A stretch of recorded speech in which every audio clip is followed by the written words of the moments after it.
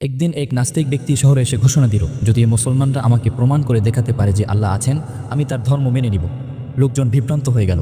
বড় বড় আলেমদের মধ্যে কেউই সাহস পেল না, কারণ লোকটি ছিল চরম যুক্তিবাদী, কথায় কথায় ফাঁদ পেতে রাখে। গ্রামের লোকজন সবাই মিলে ইমাম সাহেবের কাছে গেল। ইমাম সাহেব বললেন, এই প্রমাণ আমার কাছে আছে। আল্লাহ সত্যকে বোঝাতে বড় তর্ক লাগে না, সামান্য বুদ্ধিই যথেষ্ট। পরদিন সকালে ইমাম সাহেব ওই লোকটির কাছে গেল। নাস্তিক ইমাম সাহেবকে জিজ্ঞেস করলো, আচ্ছা ইমাম সাহেব, শুনেছি আপনি খুব বুদ্ধিমান, এবার বলুন তো আপনার আল্লাহ কোথায় আছে? ইমাম সাহেব নাস্তিককে বলল, আগে আমার প্রশ্নের উত্তর দিন।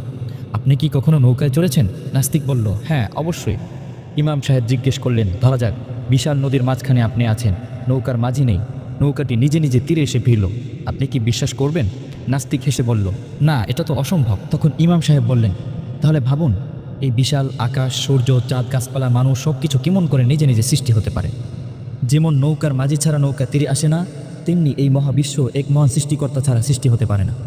নাস্তিক কিছুক্ষণ চুপ করে রইল, তারপরে বলল, আচ্ছা যদি আল্লাহ থাকেন, তাহলে কি আপনি আমাকে দেখাতে পারবেন?